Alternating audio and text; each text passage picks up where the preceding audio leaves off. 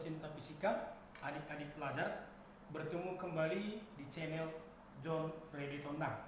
Baik, kita langsung saja ke materi pembahasan kali ini.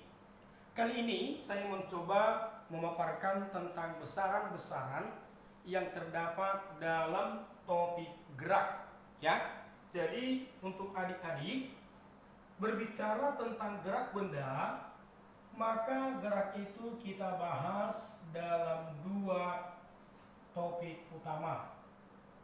Yang pertama, pembahasan kita saat mempelajari kinematika gerak.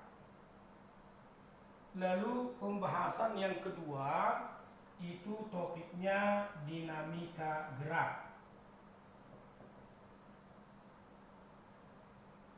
Baik, kemudian adik-adik, kinematika gerak juga masih kita bagi dua, ya. Yang pertama nanti berbicara tentang gerak lurus atau sering kita sebut dengan gerak translasi. Kemudian ada yang kita sebut dengan istilah gerak melingkar atau rotasi. Baik, kita bahas satu persatu. Di dalam gerak lurus juga sebenarnya masih kita bagi. Ada gerak lurus beraturan dan ada gerak lurus berubah beraturan, ya.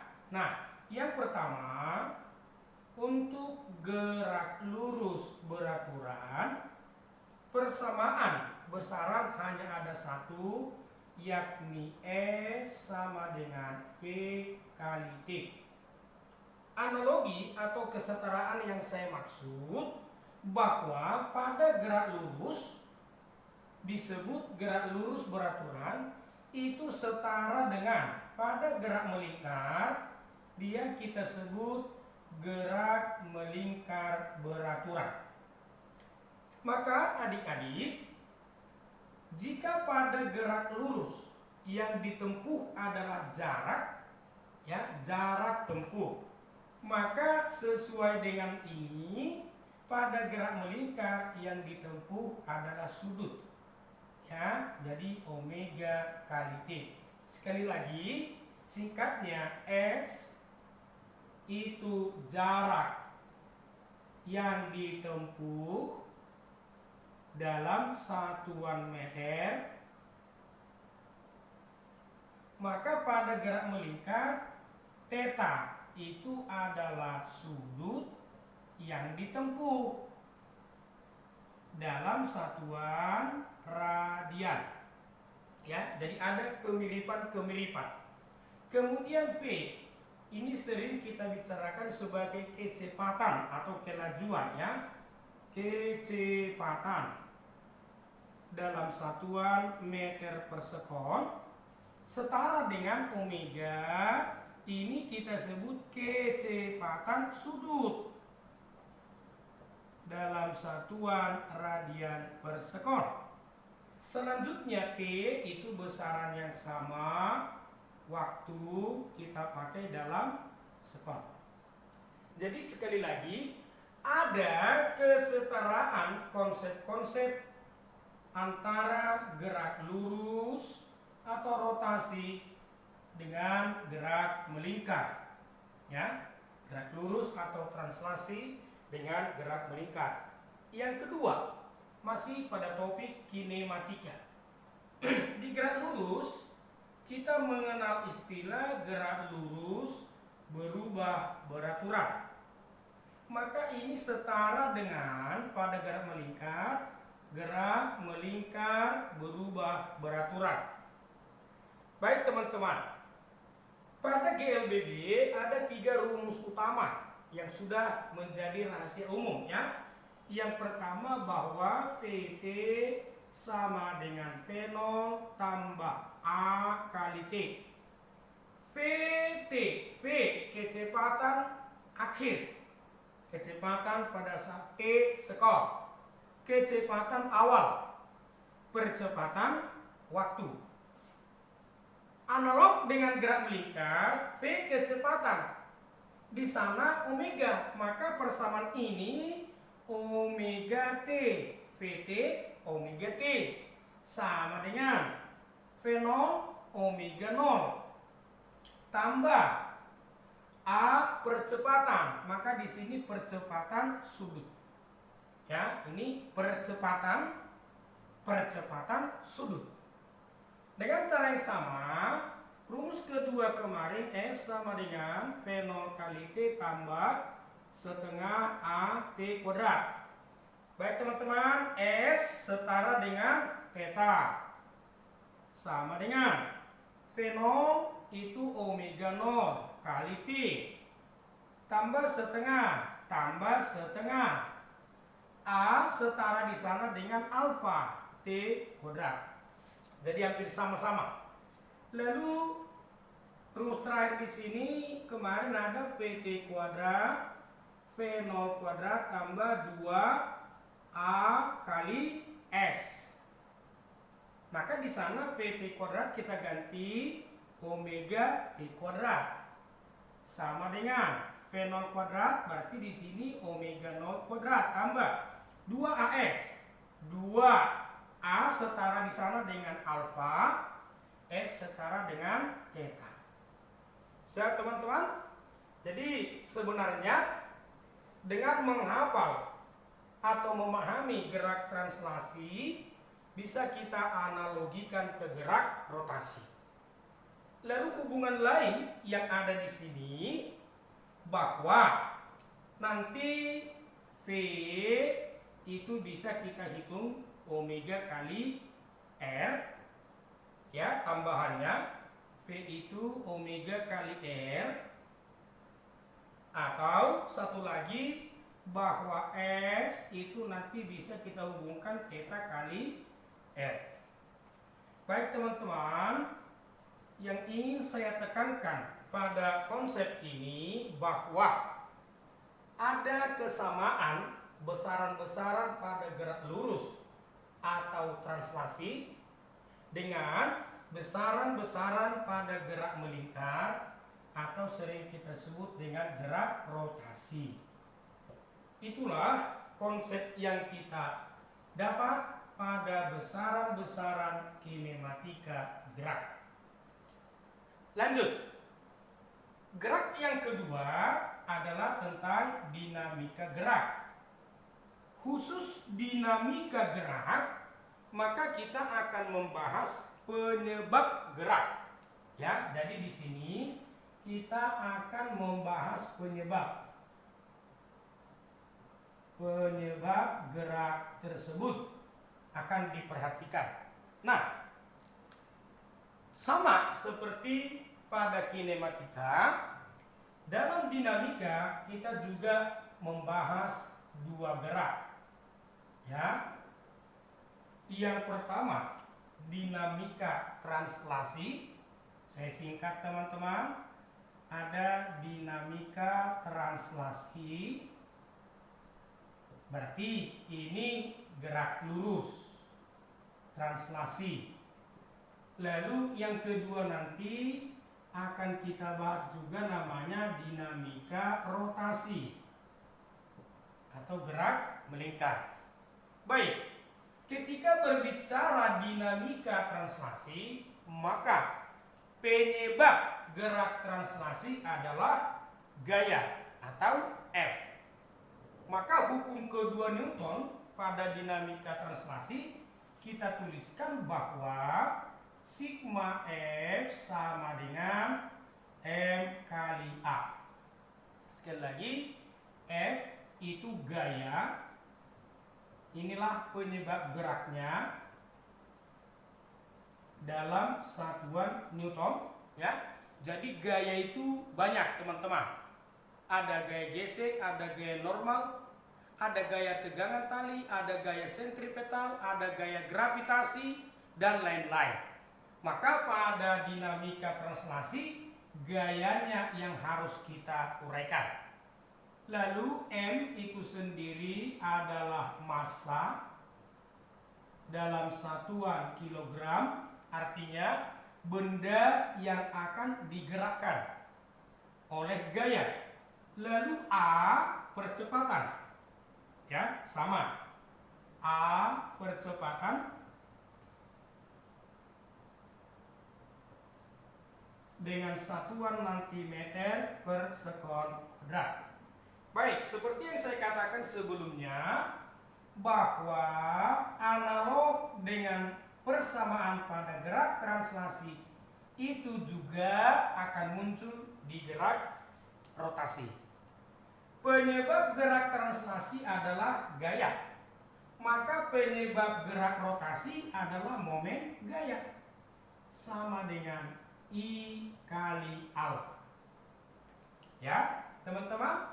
Jadi setara antara F sama dengan M kali A dengan tau sama dengan I kali alfa. Inilah penyebab geraknya.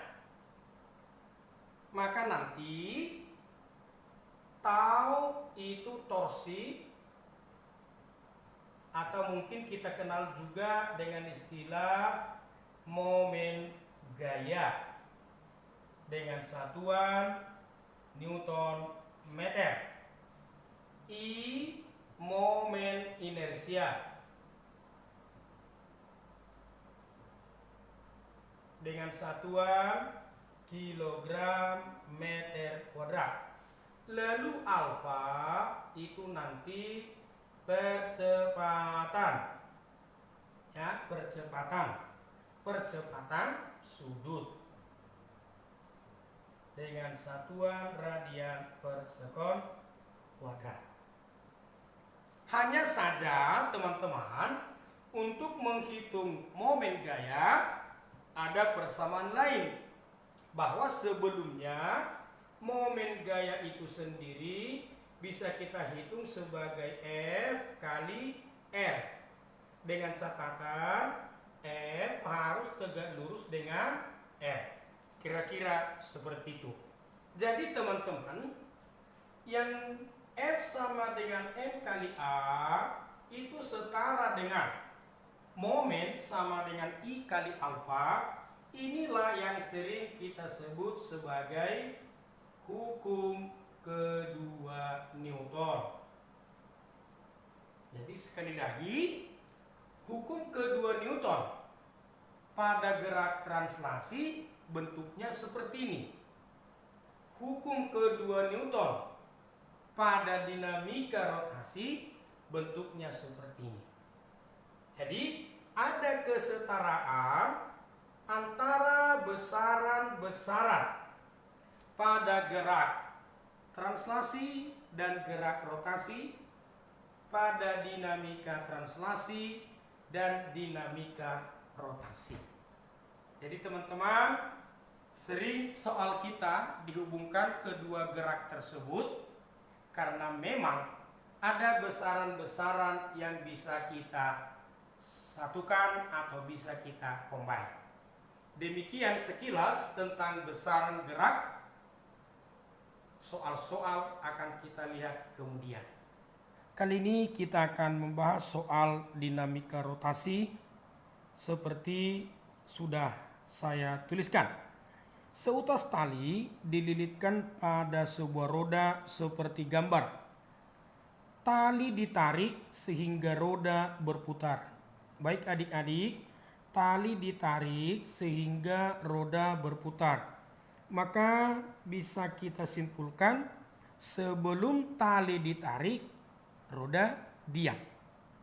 Roda tersebut berdiameter 0,5 meter dengan momen inersia, ya. Jadi diameter 0,5, momen inersia 10, dan berputar pada porosnya tanpa gesekan. Tegangan tali 40 Newton dikerjakan pada tepi roda. Jika roda diam pada saat T sama dengan 0, panjang tali yang terulur saat T 3 sekon adalah titik-titik. Baik teman-teman, besaran-besaran yang bisa kita gunakan. Yang pertama, bahwa diameter roda 0,5 meter atau nanti jika kita gunakan dalam jari-jari bisa kita gunakan 0,25 meter ya, atau setara dengan 2,5 kali 10 pangkat minus 1 atau 25 kali 10 pangkat minus 2 ya. Kemudian momen inersia I 10 kilogram meter kuadrat. Lalu tegangan tali T 40 Newton. Kemudian pada saat T sama dengan 0 roda diam. Maka dalam hal ini jika saya buatkan V0 sama dengan 0, artinya tali nanti akan ditarik sehingga tali kita pandang sebagai gerak lurus dan roda masih diam. Omega 0 juga 0. Ya, ini terjadi pada saat T sama dengan 0. Lalu kasus kita pada saat T sama dengan 3 sekon, berapakah panjang tali yang terulur?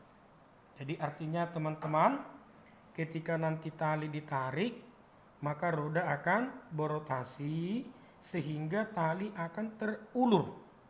Kira-kira demikian maksud dari soal kita. Baik, maka pertama mari kita jawab dari rotasi.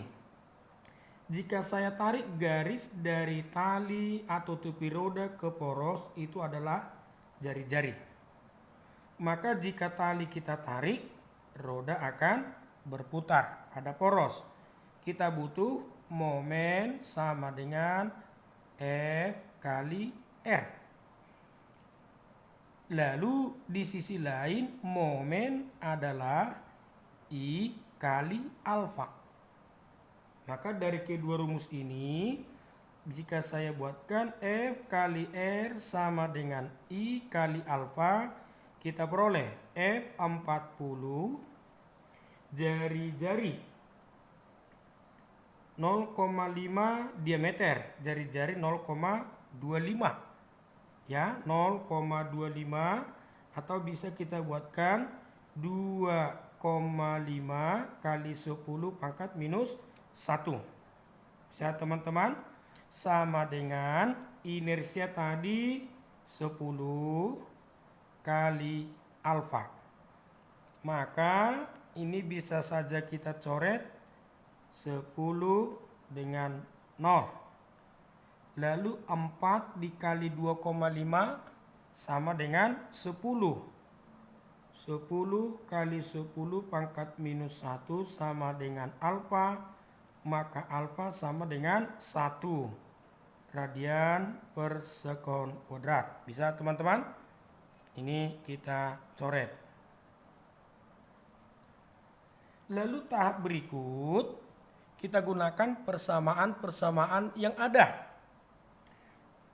Omega T sama dengan omega 0 tambah alfa kali T. Dengan demikian bisa kita peroleh omega T sama dengan 0. Omega 0, 0. Karena awalnya roda berhenti. Tambah alfa kita 1, waktu 3 sekon. Maka omega T sama dengan 3 radian per sekon. Tahap berikut teman-teman, semua proses kita ikuti. Maka omega T kuadrat sama dengan omega 0 kuadrat tambah 2 alfa theta. Maka 3 kuadrat sama dengan 0 kuadrat tambah 2 alfa kita 1 theta. 9 sama dengan 2 kali theta, lalu theta sama dengan 9 per 2 radian. Kemudian langkah terakhir, di rumus awal kita bahwa jarak sama dengan sudut tempuh dikali R atau 9/2 kali jari-jari 2,5 atau 5/2 kali 10 pangkat minus 1. Maka jika ini kita hitung 9 kali 5 45/4 kali 10 pangkat minus 1 atau 45 bagi 4 11,25 10 minus 1 dan akhirnya 1,125 dalam meter. Inilah panjang tali yang terulur atau panjang tali yang telah tertarik dalam waktu 3 sekon.